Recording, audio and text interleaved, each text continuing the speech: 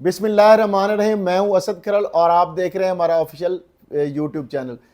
नाज़रीन, जिस तरीके से आप देख रहे हैं कि तोशा खाना केस जो है हर आने वाले दिन जो नया उसका रुख इख्तियार कर रहा है। एक जानब से जो बहुत सारे जो तजियाकार हैं, जो पॉलिटिकल पंडिट्स हैं, जो बड़े बड़े सीनियर एंकर पर्सन हैं, बड़े साफ़ी हैं, बड़े मायना साफ़ी हैं, वो खुशखबरियाँ या बड़ी बड़ी खबरें सुना रहे हैं कि चेयरमैन PTI नाहल होने जा रहे हैं। लेकिन मैं खबर उसके बिल्कुल बरक्स दे रहा हूं, और वो ये है कि चेयरमैन PTI पहली बात तो शायद नाहल ना हो, लेकिन उनकी बात एक जो है वो समझ में आती है, क्योंकि चेयरमैन PTI के आज वकला से भी मेरी बात हुई, ख्वाजा हारिस से, उसके बाद नईम आदर पंजोटा साहब से या दीगर उनकी जो टीम है लीगल, तो उनका भी यही कहना था कि जो हुमायूं दिलावर जज साहब हैं उनका तसब तो सबको नज़र आ रहा है, और इस तरह चीफ जस्टिस जो इस्लामाबाद हाई कोर्ट है जस्टिस आमर फरूक, उनका तसब भी है, वो भी सबके सामने है। और जिस तरीके से वो केस चला रहे हैं उससे तो यही लग रहा है कि उन्हें हर सूरत में चेयरमैन PTI को नाहल करना है। लेकिन खबर बड़ी ये है कि मैं ये आपको जो खबर दे रहा हूँ वो ये है कि चेयरमैन PTI को नाहली का खतरा किस तरह टल रहा है,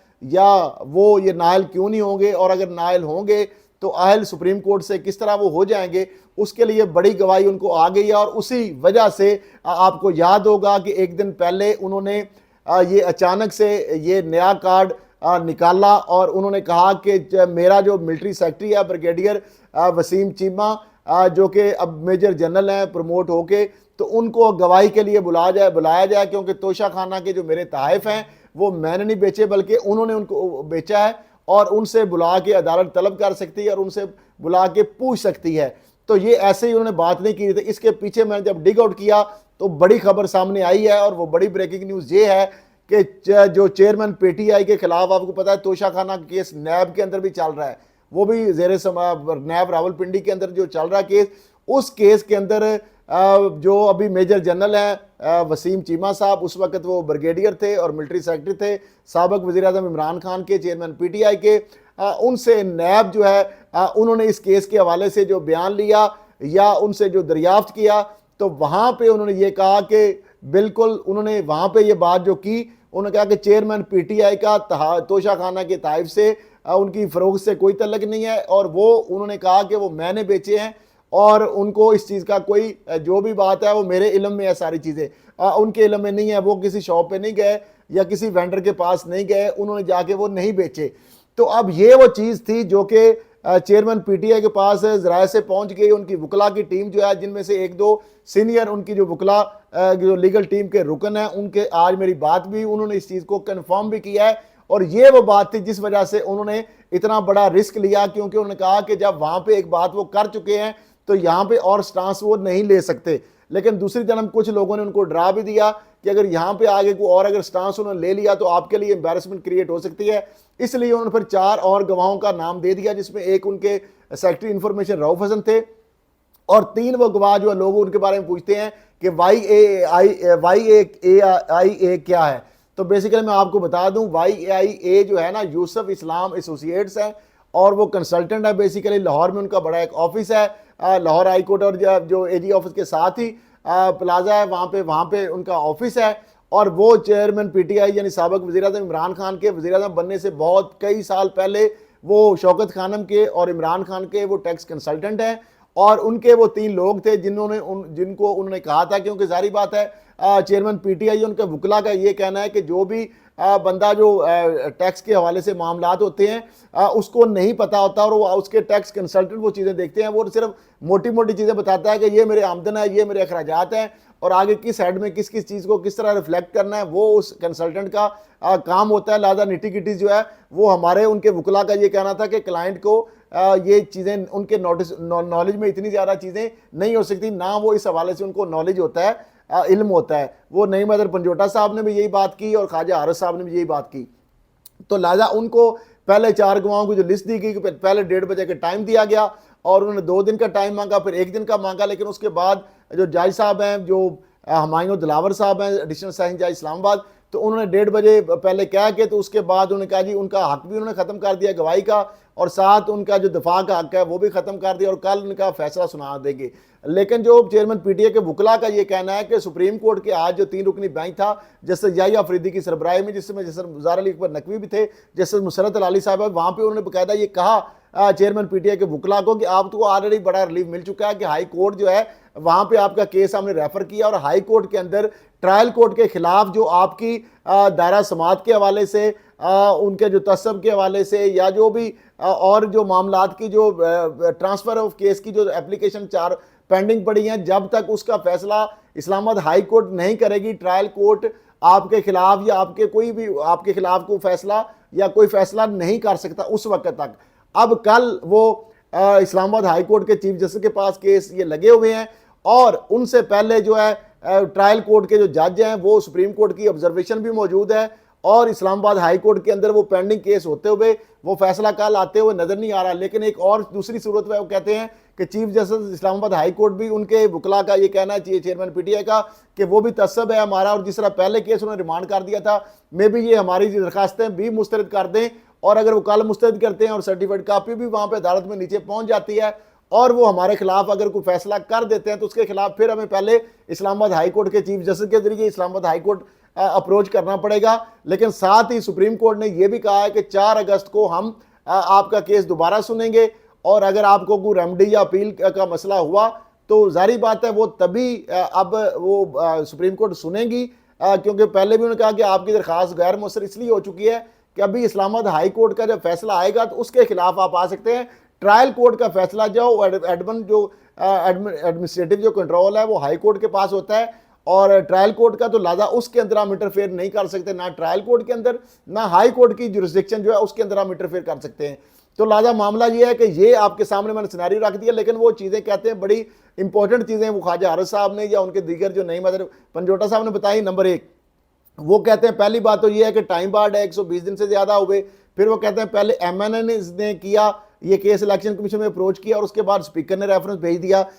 फिर उसके बाद वो कहते हैं कि जो मजिस्ट्रेट के पास 193 सेक्शन जो CRPC के उसके तहत कोई भी जो डिसीजन साइन जज सेशन कोर्ट होता है वो डायरेक्ट कॉग्निजेंस नहीं डिसीजन साइन जज ले सकते। मजिस्ट्रेट जो है उसके पास पहले केस आता है और वो वहाँ पे रेफर करता है, लेकिन यहाँ पे वो प्रोसीजर अडॉप्ट नहीं किया गया। उस चीज़ को भी हमने चैलेंज किया हुआ है कि मजिस्ट्रेट के पास नहीं गया, डायरेक्ट इधर कैसे आ गया। फिर उसके बाद जो गवाह है जो उसको बैंक की रसाई किस तरह हो गई कि निजी किसी के बैंक अकाउंट का किसी बंदे तक रसाई तो नहीं हो सकती। फिर उसको एग्जिबिट गवाह को नहीं कराया गया, रिकॉर्ड जो है फिर ECP जो है उसके पास 2017, 18 और 18, 19 की बात की गई थी, और उन्होंने 19, 20 और 20, 21 का जो बीच में वो भी शामिल कर लिया, वो तो बात वहाँ पे थी नहीं। अच्छा, फिर उसके बाद जो है वो 10 मई को जब हमारे चेयरमैन PTI जो हमारे क्लाइंट हैं वकला का कहना है कि वो पुलिस लाइन जो है इस्लामाबाद में थे नायब केस की कस्टडी में, तो उस दिन उनकी अब्सेंस में फ़र्द जुर्म कौन सी क़यामत आ रही थी, 2 दिन बाद भी हो सकती थी, 1-2 दिन बाद, तो वो फ़र्द जुर्म आयद कर देगी। फिर उसके बाद प्लीडर जो है उनकी जगह पे नुमाइंदा मुकर्रर करने के लिए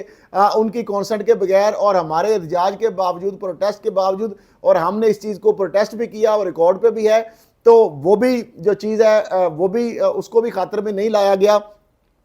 तो इस तरह 4 गवाह जो है उनको भी वहाँ पे नहीं किया गया, और जो मिलिट्री सेक्रेटरी की बात की चेयरमैन PTI ने उसको भी तलब नहीं गवाही के लिए किया गया, जो अहम है जिन्होंने बेचे। और क्योंकि प्राइम मिनिस्टर ने तो कहीं दुकानों पे जाके नहीं बेचे, इस तरह तो पॉसिबल नहीं है कि वहाँ पे प्रोटोकॉल और चीज़ें सारी लाइमलाइट में चीज़ें आती हैं, तो इसलिए वो मिलिट्री सेक्रेटरी उनका कहना है, और नैब में मिलिट्री सेक्रेटरी ये उनके बकौल ये है कि बयान दे चुके हैं, और इसीलिए उन्होंने ये बात भी कर दी थी वहाँ पर। तो अब ये टैक्स के हवाले से जो कहते हैं 35 सवालों में बहुत सारे मामला टैक्स से रिलेटेड हैं, तो इसलिए 3 जो बंदे कंसल्टेंट है वही बेहतर बता सकते हैं। और ये जो चीज़ें हैं वो कह रहे हैं जी 51 मिलियन का जो बड़ा तोहफा है उसके हवाले से जो बात है उस पर भी वो कहते हैं कि जो तोशा खाना की जो रकम थी वहाँ पे वो जमा करवाई, और बाकी जो पैसे हैं वो उनके पास जो आए थे वही ज़ाहिर करने थे। तो लिहाजा ये चीज़ भी रिकॉर्ड पे आ गई है, और कई नैब में भी इस तरह का रिकॉर्ड जो है वो प्रिपेयर हो चुका है, तो ये चीज़ें भी लीक होकर उनके पास पहुंच गई हैं। दूसरा एक और बड़ा इसमें इंपॉर्टेंट फैक्ट आया कि जो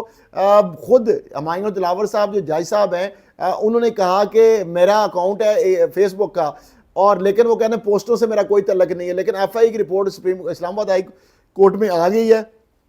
उस रिपोर्ट में FIA ने पतली गली से निकलने की कोशिश की है और मुद्दा गायब करने की कोशिश की है। उन्होंने कहा कि चूंकि वो पोस्ट उनके अकाउंट में नहीं है तो लिहाजा चूँकि पोस्ट नहीं है तो URL के ज़रिए हमें पता चलना था कि वो फेक है या नहीं है, या तो लिहाजा इसलिए चूँकि वो डिलीट कर दे अगर कोई, तो हमारे पास कोई नहीं। तो ये भाई आम लेमैन को पता है कि अगर मेरा अकाउंट है, जज साहब उसको मान रहे हैं, उसके ऊपर पोस्ट अगर हुई हैं, उसके स्क्रीनशॉट्स भी मौजूद हैं, शायद हम आपसे स्क्रीन पे शेयर भी वो कर लें, तो वो स्क्रीनशॉट के अंदर भी पता चल रहा है कि उनके अकाउंट के ऊपर वो पोस्ट मौजूद रहीं। अच्छा, उसके बाद FI के पास जब ये मामला या लाइमलाइट पे आया तो उसके बाद वो पोस्ट जो है वो डिलीट कर दी गई। तो क्या इनका जो है अकाउंट जो है जज साहब का वो हैक किया किसी ने? क्या किसी हैकर ने अगर हैक किया तो क्या कि उन्होंने आज तक तो किसी जगह पे ये रिपोर्ट नहीं कराया या ऐसी बात तो उन्होंने नहीं की, तो इसका मतलब ये है कि वो पोस्टें उनकी कॉन्सेंट से या उन्होंने की हैं मुबैना तौर पर, जो समझ आती है बात, या अगर हैकर ने की थी, हैक करके पोस्टें की थी, तो चलो ये बात भी मान लेते हैं। लेकिन वो कैसा फ्रेंडली हैकर है कि जज साहब का मामला जब लाइमलाइट पे आया तो हैकर ने वहाँ से पोस्टें वो डिलीट भी कर दी, ताकि जो जज साहब का जो स्टांस है उसके अंदर जो है ना वो कंट्राडिक्शन ना आए। तो मामला बड़ा सीधा सा है कि FIA का काम ये था कि FIA के पास तो ये एक्सेस है, वो फेसबुक से पूछे, फेसबुक के पास सारा रिकॉर्ड है कि ये किस डिवाइस से, क्या लैपटॉप से, CPU से, डेस्कटॉप से, यानी या मतलब मोबाइल से, किस जगह से, किस IP एड्रेस से, कब ये पोस्ट किसने की, किस एड्रेस से हुई, किस डिवाइस से हुई, और कब डिलीट हुई, किसने की, किस डिवाइस से हुई। तो ये सारी चीज़ें तो FIA फेसबुक से मांगेगा तो पता चल जाएगा, वरना तो ये है कि ये बात भी एक उनकी जो है, तो चेयरमैन PTI के वकला का ये कहना है कि हमारी जितनी भी जज के तसब के ऊपर बातें हैं, 7 दिन का उनको टाइम हाईकोर्ट ने दिया, उन्होंने 3 दिन में फैसला कर दिया, अभी भी उन्होंने फर्द जुर्म ऑब्सेंस में लगा दी, प्लीडर ज़बरदस्ती मुकर्रर कर दिया। और दूसरा वो कहते हैं, ये जो लोग कहते हैं कि हमने शुरू से इन चीज़ों को नहीं किया, तो वो कहते हैं पहले से हमने जब से केस शुरू उसी वक्त से हमने दायरा समात को, हमने दायरा इख्तियार को, कि मुस्टेड की बजाय डायरेक्ट इधर आना, टाइम बार्ड का मामला और चीज़ें जितनी हैं उन सारों को हमने चैलेंज किया हुआ है। तो लिहाजा मामला ये है कि ये चीज़ अगर जज साहब 5 अगस्त से पहले वो कहते हैं इंसाफ का कत्ल करना मकसूद तो नहीं है, कोई डेडलाइन तो नहीं है, ये तो नहीं है कि आप वो 5 अगस्त से हर सूरत पहले जो है, उनको वकला का ये कहना है कि जज साहब का जो कंडक्ट है उससे तो यही लग रहा है कि वो हर सूरत जो है चेयरमैन PTI जो है उनके खिलाफ वो फैसला करेंगे। लेकिन बहरहाल वो कहते हैं कि इस्लामाबाद हाई कोर्ट के चीफ जस्टिस जो है उनसे भी हमें इंसाफ की तवक्को नहीं है, लेकिन supreme court of Pakistan ultimately वहाँ पे वो फॉरम भी मौजूद है, तो वहाँ पे वो कहते हैं बिल्कुल इंसाफ मिलेगा। और साथ ही वो कहते हैं राजा परवेज अशरफ साहब जो हैं वो स्पीकर हैं जो कौमी असम्बली और साबिक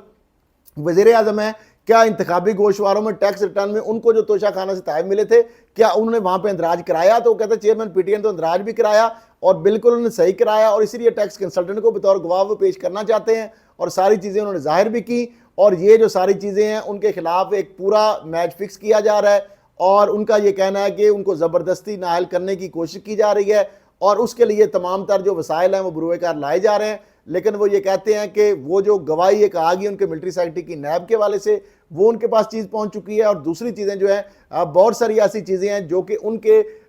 जो ट्रायल कोर्ट के जज के खिलाफ जो तसब है उस हवाले से जितनी चीज़ें उनकी जो तफजात हैं, वो कहते हैं अगर वो 5 अगस्त से पहले इस तरीके से जो केस चला के एक तरफा कार्रवाई करके तो उनको अगर नायल करते हैं तो हमारी चीज़ों को और ज़्यादा तकवीत मिलेगी। तो नाज़रीन ये है मामला के जो इसके अंदर, और दूसरा इसी वजह से शायद ये वो खदशा है जो इलेक्शन कमीशन को शायद लग रहा है या कुछ लोगों को कि मे बी इसमें नायली ना हो सके, या अगर हो भी जाती है तो वो स्टैंड ना कर सके। तो इसलिए इलेक्शन कमीशन ऑफ पाकिस्तान ने कल चेयरमैन PTI को एक और मामले के अंदर बुला लिया है। एक तरफ तो तौहीन इलेक्शन कमीशन में फर्द जुर्म आज उनके ऊपर आयद नहीं की, लेकिन साथ उनको इंट्रा पार्टी इलेक्शन ना करवाने के ऊपर बुला लिया गया और कहा गया है कि अगर आपने 2-3 पहले भी मौके दिए गए, आपको याददानी लेटर भी जारी किए गए, और जून 21 को आपने करवाना था और अभी 2023 आ गया है, तो लिहाजा क्यों ना आपकी पार्टी जो है उसको सियासी सरगर्मियों पर पाबंदी लगा दी जाए, या आइंदा इंतखाबात जो उसके अंदर आपको पार्टिसिपेट ना करने दिया जाए अगर आप इंट्रा पार्टी इलेक्शन नहीं करवाते या उसमें आप जो नाकाम रहे हैं। तो ये एक और जो उनके लिए गिरद जो है फंदा तैयार करने की कोशिश भी की जा रही है, ये बैकअप जो प्लान है वो तैयार किया जा रहा है। तो देखते हैं, एक प्लान यहाँ पे दुनियादारी लोग भी बनाते हैं, मुख्तलिफ जो है लोगों की जानब से जो बनाए जा रहे हैं, और दूसरी जानब अल्लाह जो है वहाँ पे भी एक प्लान है। तो बहरहाल देखते हैं कि आने वाले दिनों में क्या होता है, कि क्या सियासी मैदान से पार्टी को, PTI को या चेयरमैन PTI को या बैलेट पेपर से बल्ले को गायब किया जा सकेगा या नहीं किया जा सकेगा, या गायब करके भी क्या आवाम के दिलों से इस चीज़ को ख़त्म किया जा सकेगा। तो ये बड़ी अहम चीज़ें हैं। तो इसी के साथ आज़ादी पाकिस्तान जिंदाबाद। अल्लाह हाफिज़।